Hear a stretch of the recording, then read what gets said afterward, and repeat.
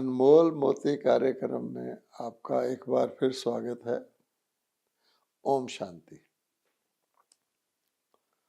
हम जो कुछ करते हैं, जो कुछ कहते हैं, उसको हमें समझना आवश्यक है, क्योंकि इसी समझने को ज्ञान कहा जाता है। इस समझने को ही हम समझदारी कहेंगे, क्योंकि कुछ करना और कहना बिना सोचे समझे नासमझी है, और अर्थ को बिना जाने हम अनर्थ भी कर लेते हैं। इसलिए सही अर्थ हर चीज़ का जो हम करते आए हैं, कहते आए हैं, उसका जानने से हम अपने जीवन को सार्थक कर सकते हैं। अब हम देखेंगे कि सबसे श्रेष्ठ नाम और सबसे सर्वश्रेष्ठ शक्ति हम परम पिता परमात्मा को मानते हैं। सारी दुनिया जब भी हर चीज़ में असफलता प्राप्त हो जाती है तो परमात्मा की ओर ही ध्यान करती है। किसी रोगी का रोग भी जब डॉक्टर पूरा कोशिश करने के बाद भी ठीक नहीं कर सकते तो कहते हैं अब तो परमात्मा की ओर ही ध्यान करो, परमात्मा ही तुम्हें बचा सकता है। इसी प्रकार से हम मानव जो हैं अपनी अपनी विशेषताओं के हर एक विशेषता में हम अपना बहुत फख्र और अभिमान करते आए हैं। वैज्ञानिक के तौर पे हमने आप देखेंगे कि समुद्र की तहों तक और विभिन्न नक्षत्रों तक भी पहुंच करके हमने ऐसी क्षमता हासिल की है कि हम हर जगह जा सकते हैं, हर जगह का खोज कर सकते हैं। और डॉक्टर की जैसे साइंस है उसके द्वारा हम देखते हैं कि आज तो हम अंदर की इंद्रियां, ब्रेन के अंदर की भी इंद्रियां, हर चीज़ का हम इलाज करने के लिए अपनी अपनी विशेषता रखते हैं। इसी प्रकार से समाज के अंदर भी हम अनेक प्रकार के सामूहिक तौर पर सरकारी रूप से या संस्थाओं के रूप से या अंतर्राष्ट्रीय रूप से भी अनेक प्रयास करते रहते हैं दुनिया को ठीक करने के। लेकिन हम जानते हैं कि कुछ हमारे कर्मों में कुछ ना कुछ कहीं ना कहीं कुछ कमी है, कुछ नुक्स है, जिसके कारण से हम सब प्रयास करने के बावजूद भी क्या देखते हैं कि प्रकृति जो है, पांच तत्व जो हमारे सेवक हैं, जो हमारी सेवा करते रहे हैं, चाहे वो जल है, अग्नि है, वायु है, पृथ्वी है, सूर्य है, मौसम है, वो सारे के सारे आज हमारे सामने विघ्न स्वरूप बनते जा रहे हैं। ऐसी परिस्थितियों में शास्त्रों में भी कहा गया है, और सब लोग, धार्मिक लोग भी और जो धर्म को नहीं भी मानते वो भी ऐसी विकट परिस्थितियों में उनका ध्यान परमात्मा की ओर जाता है। ओ गॉड, हे परमात्मा, ऐसी दुनिया की हालत को देखकर हमारे ऊपर रहम करो, कृपा करो, हमें सही राह दिखाओ। अब ये तो हम करते हैं, कहते भी हैं, परंतु जैसा हमने शुरू में कहा कि परमपिता परमात्मा कहकर फिर उनको हम क्या कह देते हैं कि परमात्मा नाम और रूप से न्यारा है। अब आप देखिए, नाम और रूप से न्यारा कहते हैं, क्यों कहते हैं कि परमात्मा दिखाई नहीं देता है और हम उनको बहुत दूर का रचयिता समझते हैं, डायरेक्ट हमारा उनसे कोई लिंक नहीं है। फिर भी परमात्मा के अस्तित्व को मानते हैं और मानते हुए परमात्मा को नाम रूप से न्यारा भी कहते हैं। फिर हम क्या करते हैं, फिर हम पूजा करते हैं। तो परमात्मा में आस्था रखने वाले, विशेष तौर पर भारतवासी, किसी न किसी रूप में परमात्मा की पूजा करते रहते हैं। अब सोचने की बात है, परमात्मा को मानते भी हैं, उनको एक शक्ति भी मानते हैं, फिर उनको नाम रूप से न्यारा कहते हैं और फिर उनकी पूजा भी करते हैं। तो सोचने की बात है, विचार आज करें, क्या कोई भी चीज़ नाम रूप से न्यारी हो सकती है? अगर कोई अस्तित्व है, अगर कोई हस्ती है, अगर कोई वजूद है, तो उसका नाम और रूप अवश्य होता है। ये अलग बात है कि कईयों का नाम रूप सूक्ष्म होता है, कई ऐसी वस्तुएं हैं, चीज़ें हैं जो हमारी इन आँखों से नहीं देखी जा सकती। जैसे दूर दूर के नक्षत्र ग्रह हैं, वो दिखते तो नहीं हैं, लेकिन विज्ञान के जो साधन हैं, माध्यम हैं, बड़ी बड़ी दूरबीनें हैं, उनके द्वारा उनको देखा जा सकता है। ऐसे ही हम देखते हैं छोटे छोटे शरीर के अंदर जर्म्स होते हैं, बैक्टीरिया होता है, वायरस होता है, वो दिखाई नहीं पड़ता है, लेकिन फिर भी हम यंत्रों के द्वारा उनको देख सकते हैं। कुदरत का ऐसा असूल है कि जो जिस प्रकार की वस्तु होती है, फल होता है, उसके अंदर उसी रंग का कीड़ा होता है। आप देखेंगे अमरूद के अंदर सफ़ेद रंग का कीड़ा होता है, पालक के अंदर हरे रंग का कीड़ा होता है, ताकि उसको पहले पहले देखें तो किसी को दिखाई ना पड़े, उसमें छुपा हुआ रहता है। फिर गौर से देखने पर, थोड़ी बहुत उसकी हलचल देखने पर, ध्यान देने पर वो कीड़ा नज़र आता है। लेकिन ये तो एक सोचने की बात है कि कोई भी वस्तु है, उसका अस्तित्व होना आवश्यक है। कई कह देते हैं खुशबू का क्या अस्तित्व है। अब हम देखते हैं खुशबू की महसूसता हमारे नाक में आती है, तो खुशबू एक गुण है, तो गुण का अस्तित्व नहीं होता, लेकिन कहीं ना कहीं से तो वो खुशबू आ रही होती है। चाहे वो किसी फूलों के बगीचे से आ रही हो, चाहे किसी नकली सेंट की शीशी से आ रही हो, तो उसका तो अस्तित्व होता है ना। तो जिस चीज़ का गुण है, उसका तो अस्तित्व होगा ना। हम कहें प्यार का कोई अस्तित्व नहीं है, लेकिन जहाँ से प्यार आ रहा है, जो हमें प्यार कर रहा है, उसका तो अस्तित्व होना आवश्यक है ना। इसलिए पहली बात तो हम समझ लें कि हर चीज़ का अस्तित्व है, और परम पिता परमात्मा जो सर्वश्रेष्ठ शक्ति है, सर्वशक्तिमान है, जिसको सब लोग अंततोगत्वा याद करते हैं, पुकारते हैं, उनसे दया मांगते हैं, उनसे रोशनी मांगते हैं, उनका भी अस्तित्व होना अनिवार्य है। हम उनकी पूजा भी करते हैं। हाँ, ये है कि परमात्मा को देखा नहीं जा सकता। भगवान खुद कहते हैं कि मेरा कोई इस प्रकार का नाम रूप नहीं है जिससे मैं देखा जा सकूं, लेकिन मुझे जाना जा सकता है। और सबसे सहज उदाहरण उसका ये है कि आत्मा को भी तो हम देख नहीं सकते। आत्मा परमात्मा की संतान है, वो भी आत्मा है, हर एक के अंदर आत्मा है, तो आत्मा को हम कैसे देख पाते हैं। आत्मा निकल जाती है, दिखाई नहीं देती है। आत्मा गर्भ में प्रवेश करती है, दिखाई नहीं देती है। लेकिन हम समझ सकते हैं, जान सकते हैं कि जब शरीर से आत्मा निकल जाती है तो शरीर बिल्कुल डेड हो जाता है, एक मुर्दा हो जाता है, उसका कोई भी अंग कोई भी कार्य नहीं कर सकता, तो हम समझ लेते हैं कि शरीर से आत्मा निकल गई।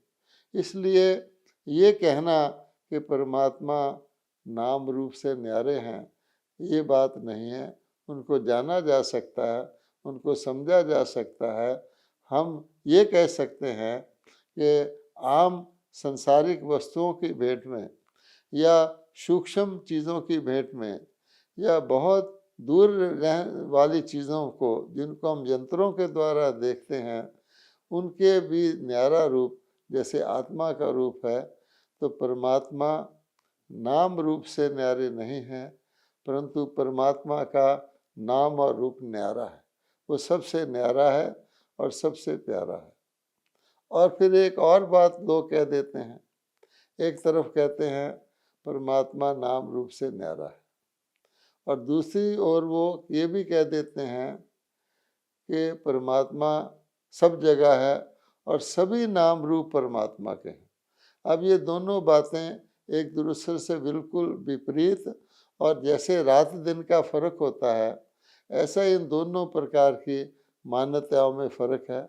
इसलिए हमने शुरू में कहा कि जो कुछ हम कहते हैं, जो कुछ हम करते हैं, उसको समझना ही समझदारी है। अब आप सोचिए कि क्या सभी नाम रूप परमात्मा के हो सकते हैं? क्योंकि हर एक चीज़ अपनी अपनी है, हर एक का अपना अपना महत्व है और हर एक का अपना अपना नाम रूप है। अगर मनुष्य आत्मा को ही ले लें, शरीरों के अंदर जो आत्माएं हैं, तो हम कहते हैं कोई आत्मा को महाआत्मा कहते हैं, बुद्ध को हम महात्मा कहते हैं, गांधी जी को महात्मा कहते हैं। आज भी कुंभ मेले पर जाएंगे तो बहुत से महात्मा आपको मिलेंगे। तो वो सारे के सारे महात्मा अपना अपना रूप रखते हैं। इसी तरह मंदिर में हम मूर्तियां रखते हैं, उनको हम देव आत्मा कहते हैं। उनके लक्षण, उनकी शोभा, उनके संकेत अलग अलग प्रकार के होते हैं। कोई व्यक्ति बहुत दान करता है, उसको हम महादानी कहते हैं। कोई पुण्य कर्म करता है, उसको हम पुण्य आत्मा कहते हैं। कोई व्यक्ति गलत या पाप कर्म करता है, किसी को दुख देता है, उसको हम दुष्ट आत्मा, पाप आत्मा कहते हैं। तो हर एक का अपना अपना दर्जा होता है। समाज के अंदर भी एक आत्मा राष्ट्रपति है, एक आत्मा प्रधानमंत्री है, एक आत्मा मुख्यमंत्री है, कोई आत्मा पार्लियामेंट का सदस्य है। तो हर एक का अपना अपना नाम रूप है, अपनी अपनी विशेषता है। इसलिए ये भी कहना ठीक नहीं है कि सब आत्मा सब एक ही जैसे हैं, सभी रूप परमात्मा के हैं। अब हम आगे चले तो हम क्या देखते हैं कि हम परमात्मा को परम पिता परमात्मा कहते हैं। और हमारे दो पिता तो हैं ही। एक हमारे शरीर को जन्म देने वाला पिता है, उसको हम परम पिता नहीं कहते हैं, उसको हम डियर फादर, प्रिय पिताजी कहते हैं। लेकिन जो परम पिता है उसको हम डियरेस्ट फादर, परम पिता कहते हैं। तो वो अन्य पिताओं से तो अलग हो जाता है। अगर हम सब आत्मा को कहें तो सारी आत्माओं का एक परम पिता परमात्मा है, वो परम पिता है, तो ज़रूर वो एक ही होगा और अन्य आत्माएं आत्मा के रूप में भाई भाई होंगी। हम वैसे भी कहते हैं कि आत्मा आत्मा भाई भाई है, वर्ड ब्रदरहुड कहते हैं, विश्व बंधुत्व की बात करते हैं। अगर हम सभी आत्माओं को परमात्मा कहें तब तो विश्व में फादरहुड हो जाएगा। तो फिर पिता तो एक होता है, तो अनेक पिता तो नहीं हो सकते हैं। इसलिए भगवान कहते हैं कि सब आत्माओं का एक ही परम पिता परमात्मा है, जिसको लोग पुकारते हैं, जिनको याद करते हैं, जिनसे जानना चाहते हैं। तो वो परमात्मा, उसको भी हमें जानना चाहिए, समझना चाहिए। समझ के साथ ही हम परमात्मा को याद करें। इसके बाद मनुष्यों को ये भी पता नहीं है। वो कहते हैं परम पिता परमात्मा है, सर्वशक्तिवान है, ज्ञान का सागर है, तीनों कालों को जानने वाला है, तीनों लोकों को जानने वाला है, सृष्टि को दुख से सुख में लाने वाला है। लेकिन बहुत कम लोग इस बात को समझते हैं कि परम पिता परमात्मा धरती पर आकर मनुष्य आत्माओं को पढ़ाते भी हैं, अर्थात उनको ज्ञान देते हैं। दुनिया में भी कि ऐसे लोग होते हैं जिनका पिता मास्टर जी होता है, तो अपने बच्चों को वो पढ़ाता है, पिता भी हो जाता है, टीचर भी हो जाता है। लेकिन मनुष्य आत्माओं को धरती पर आकर भगवान पढ़ाते हैं, ये बात कम से कम हम भारतवासी तो अच्छी तरह समझ सकते हैं। क्योंकि मनुष्य आत्माएं जब अपने ही अस्तित्व को भूल जाती हैं और परमात्मा को याद करती हैं लेकिन जानती नहीं हैं, जैसे हम ऊपर चर्चा करते आए हैं, तो उनको ये सारी बात बताना कि पहली बात तो आप आत्माएं भी एक दूसरे से भिन्न हो। आप आत्माएं कहाँ निवास करती हो, आबादी बढ़ती है, नई आत्माएं तो बन नहीं सकती, आत्माएं कहाँ से आती हैं, फिर आत्माओं का असली धाम कहाँ है, परमात्मा कहाँ है, आत्मा कैसे सृष्टि चक्कर में आती है। तो ये सारी शिक्षा भगवान को धरती पर आकर देनी पड़ती है, क्योंकि उसके बगैर आत्मा परमात्मा को याद नहीं कर सकती, उनसे योग नहीं लगा सकती और उसके पिछले पाप भस्म नहीं हो सकते। अगर आत्मा को ज्ञान मिल भी जाए, आगे के लिए क्या ठीक है, आगे वो तभी कर पाएगी अगर पहले अपने पिछले पापों के संस्कारों को भस्म करे। उसका एक पुस्तक भारत के अंदर है, यादगार पुस्तक, जो केवल एक ही ऐसा पुस्तक है, एक ही ऐसा सर्वश्रेष्ठ शिरोमणि शास्त्र है जिसको हम श्रीमद् भगवत गीता कहते हैं। सारी ये दुनिया के अंदर अनेक ग्रंथ हैं, अनेक धर्म ग्रंथ हैं, धर्म स्थापकों द्वारा बोले हुए वाक्यों को भी बड़े बड़े ग्रंथ हैं हर धर्म के, लेकिन एक ही ऐसा सारे विश्व में ग्रंथ है श्रीमद् भगवत गीता, जिसमें भगवानों वाच के रूप में परमात्मा की पढ़ाई का जिक्र किया गया है कि परमात्मा आके स्वयं ज्ञान देते हैं। हमने बताया, उनके ज्ञान के बगैर, बताए बगैर ये ज्ञान आत्माओं को मिल ही नहीं सकता। ये हमारे ऋषि मुनि भी कह गए थे कि कोई भी मनुष्य आत्मा कितनी भी विद्वान हो, वो सृष्टि के आदि मध्य अंत का ज्ञान नहीं दे सकती, वो परमात्मा ही देते हैं। लेकिन फिर हमने क्या किया है, क्योंकि अगर परमात्मा के ज्ञान का भगवानोवाच्य का शास्त्र है, हम उसको अच्छी तरह से समझते, उसमें किसके महावाक्य हैं, कब उन्होंने ये ज्ञान दिया, तो हम उस ज्ञान को धारण कर सकते थे, जीवन में ला सकते थे।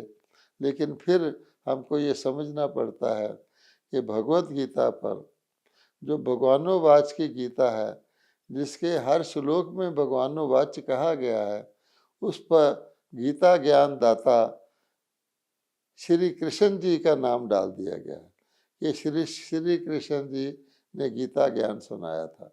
अब आप सोचिए कि श्री कृष्ण जी का रूप तो इन आँखों से देखने में आता है।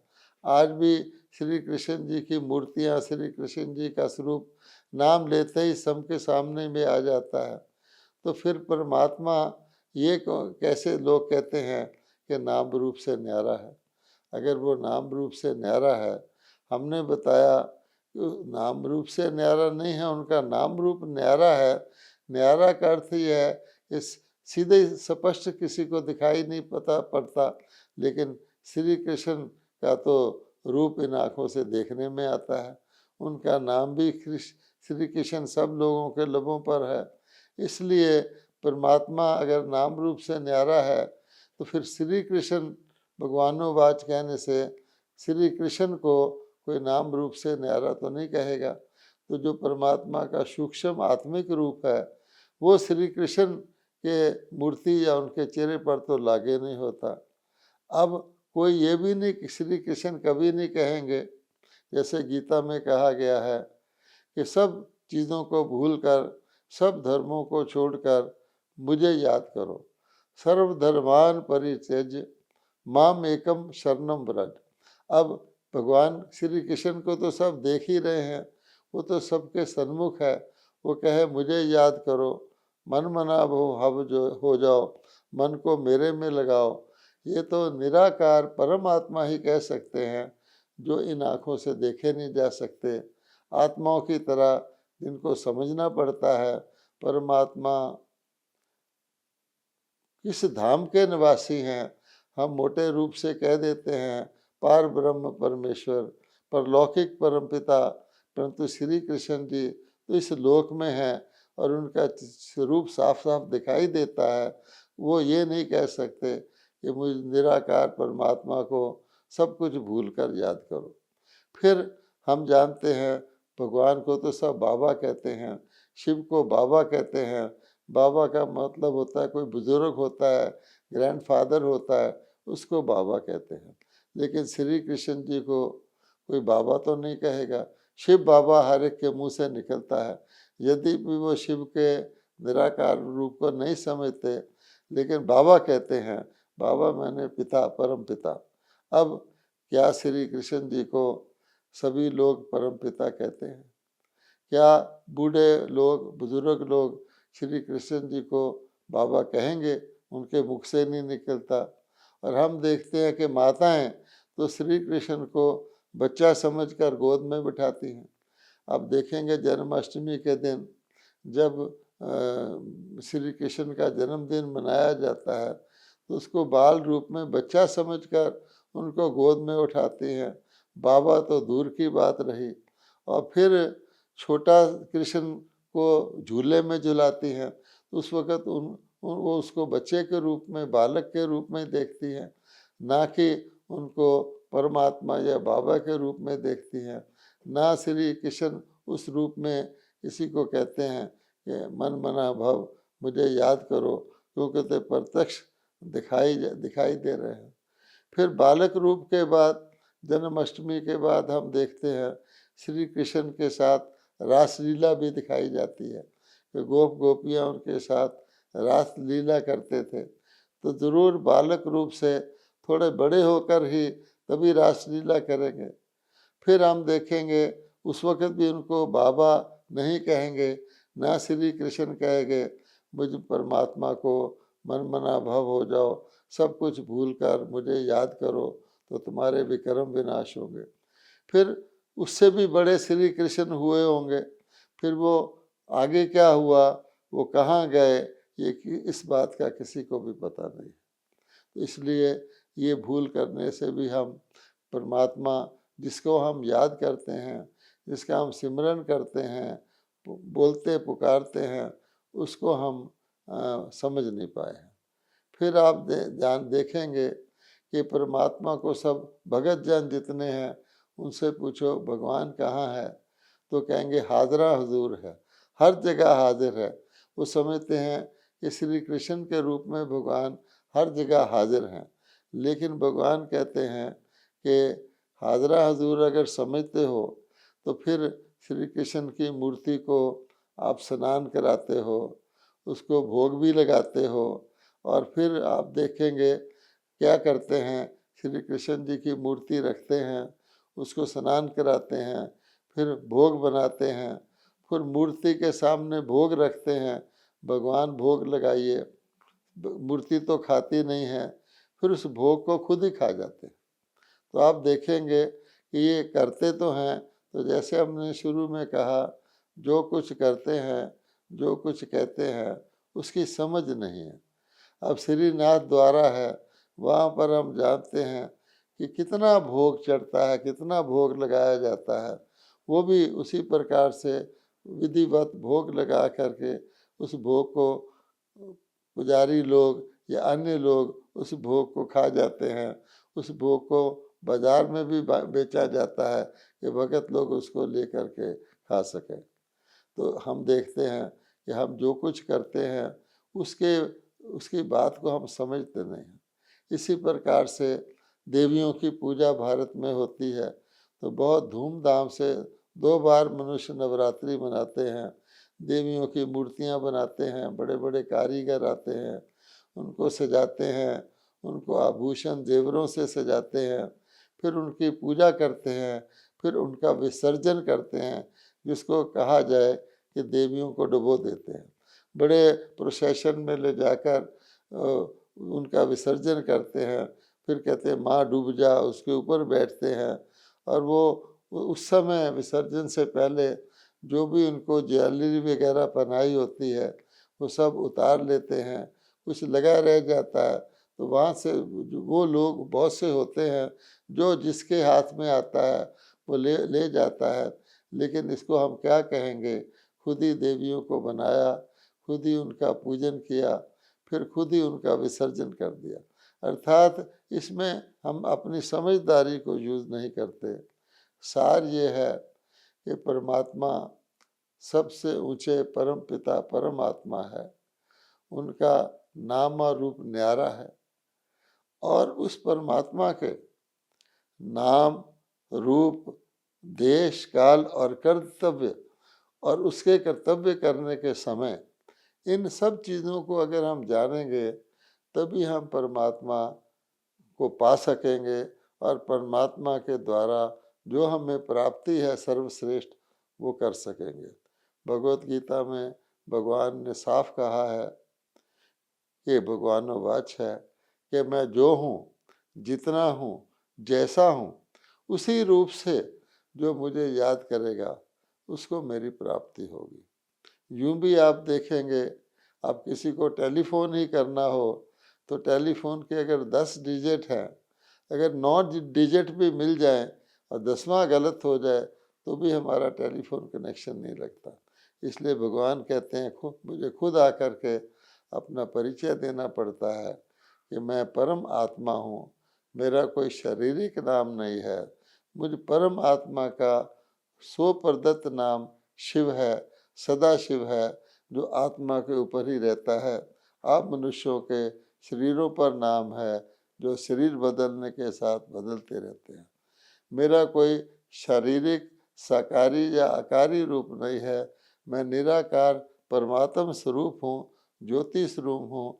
मेरा ज्योति स्वरूप शिव के बहुत से मंदिर भारत में बनाए जाते हैं, जिनको ज्योतिर्लिंग मठ कहते हैं, लेकिन वो उनको शिवलिंग के रूप से ही याद करते हैं।